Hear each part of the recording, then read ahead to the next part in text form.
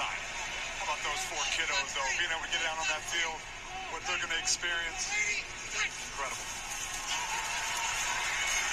Brees, wide open, and Smith, what a way to do it!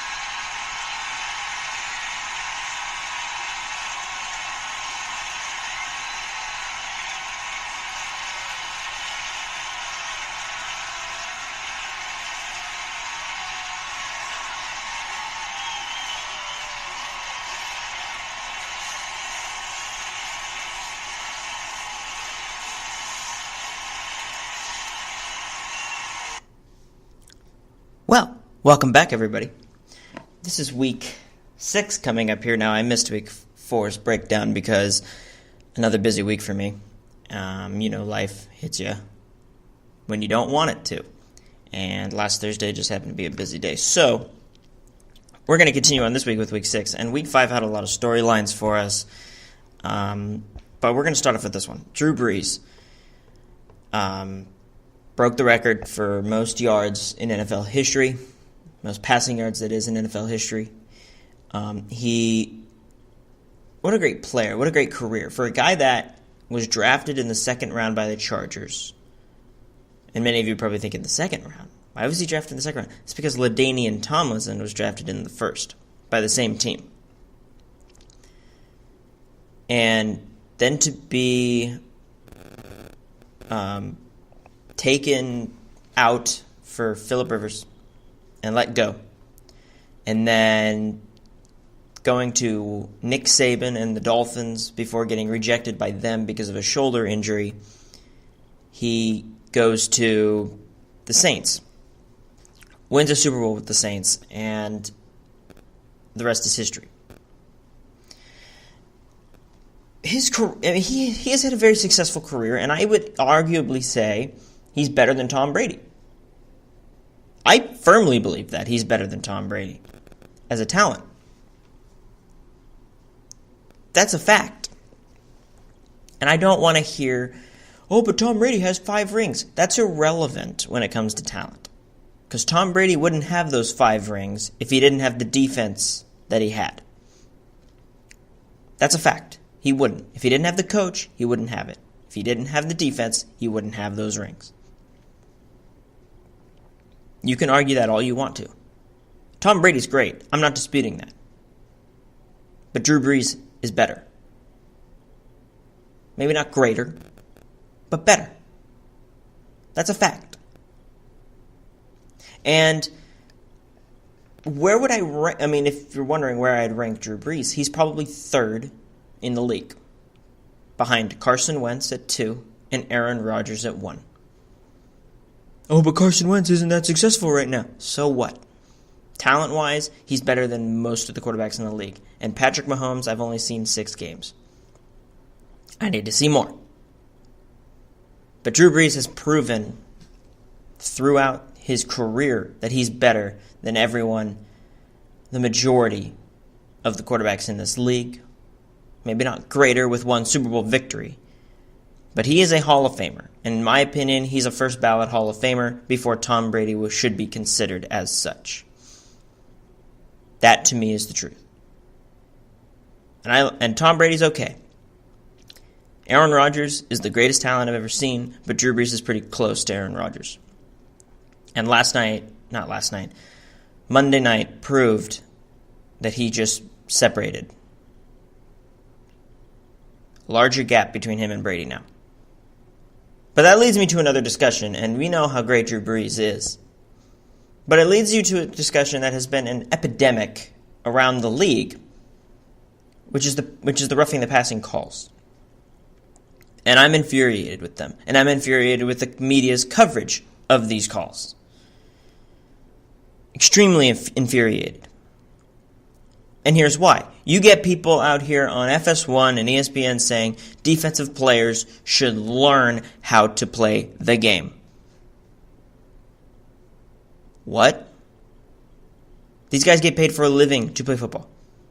They know how to play the game. I'm not disputing that they don't know how to play the game. But what I am saying is we shouldn't be sitting here and treating it as a beauty pageant.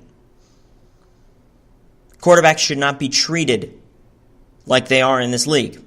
I'm sorry, I don't want to see Dak Prescott, the worst quarterback in this league right now, get pushed to the ground, and that's a roughing the passer. I don't want to see it. It's ridiculous. And I'll give you a few instances. But Cam doesn't get calls. Yes, he does. Because he whined and moaned about certain calls that were not called. Brady whines and cries every play. So does Phillip Rivers. For crying out loud, you saw Phillip Rivers throw a tirade on the sideline because the Raiders were not called for illegal formation. I mean, come on. I mean, you look at other quarterbacks like Andy Dalton, for crying out loud, for the Bengals, can get thrown down by his face mask, and unless his helmet comes off his head, it's not roughing the passer. But Tom Brady gets sneezed on, and that's roughing the passer. I mean, last week, the one with Arden Key on Baker Mayfield. Did Baker Mayfield fall to the ground? No. And you get people saying, he led with the helmet. I'm sorry. No, he didn't. Watch the tape. Watch the play. If you think he led with the helmet intentionally, then you are stupid. Clay Matthews needs to learn how to play the game. He does know how to play the game. Quarterbacks need to learn how to get hit. I don't want to hear this BS about the ratings. They're high because of the quarterbacks. I don't want to hear it. The fact of the matter is, these players play a sport where injuries are common. And if people can't handle their quarterback getting hurt, I mean, look at Niners fans. Everyone's saying the Niners are boring now. I'm sorry, they've been in every game. I like watching the Niners because they're interesting because they stay in the game while facing adversity. But instead, we're sitting here treating the quarterbacks as if they're the king of the castle. Nobody can touch them. And I think the worst thing about this is we've already lost a defensive player to an ACL tear because he was trying to abide by the rule, but nobody cares. I heard someone say, better them than the quarterback. You've got to be kidding me. So I guess it's better for the game, too, when a quarterback throws it deep and there's no contact, but the player couldn't catch it, so it's pass interference. What? Oh, but people whine about the catch rule. If the ball touches your hand and you fall to the ground and it pops out, it's still a catch. No, it's not. The rule they had in place was perfect. And you just made it more difficult to understand. I don't get it. I don't get any of it. The quarterbacks, in my opinion, do not deserve all of the protection. In fact, you know who deserves the protection? Running backs. Defensive backs. Linebackers. Defensive linemen. Every player deserves protection. But they don't deserve everything. And the quarterbacks definitely don't deserve anything. Every quarterback is made by the personnel around them.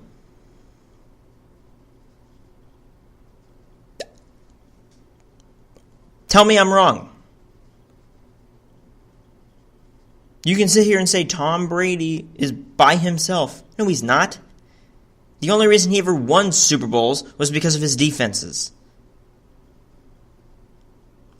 When he lost Super Bowls, those were his fault. He fumbled against Philadelphia, and he couldn't score points against the Giants twice.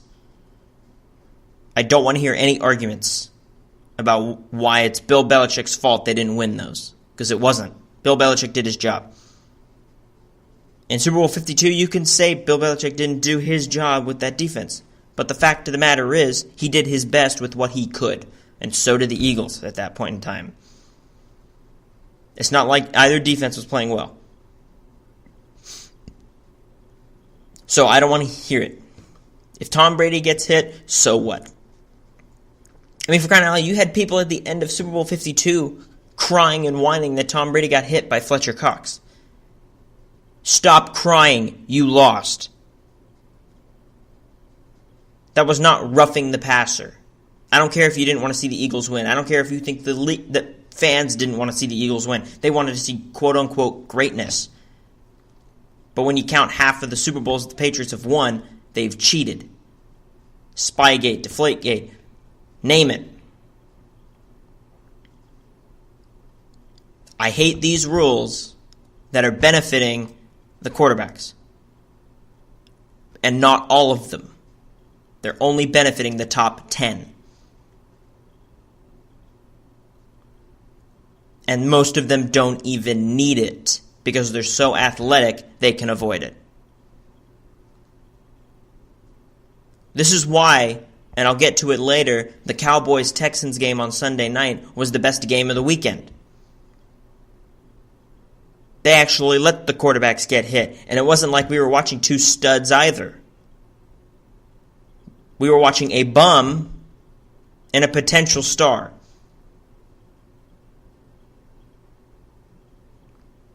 And you know who's the bum and you know who's the potential star if you've been listening to this show.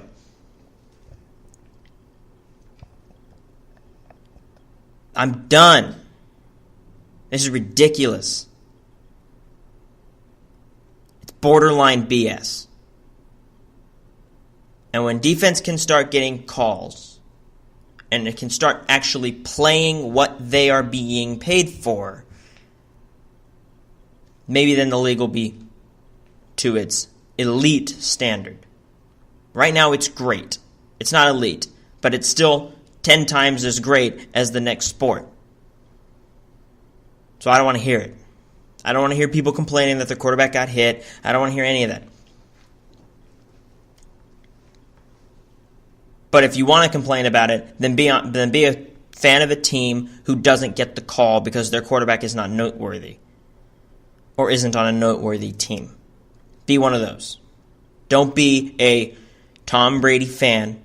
Don't be a Aaron Rodgers, Drew Brees, Ben Roethlisberger. Don't be any one of those teams' fans.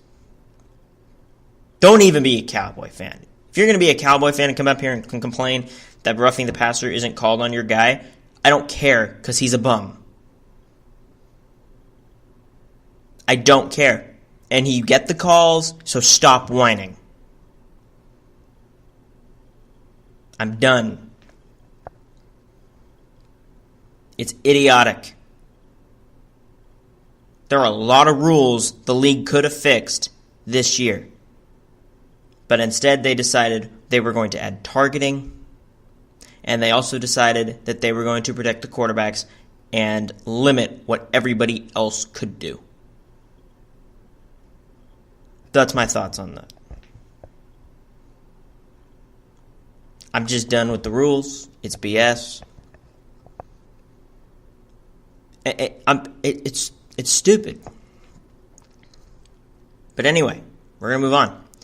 The next segment, we're going to talk about two players who I believe really showed who they really were, and one of which prevented himself from getting a big-time contract.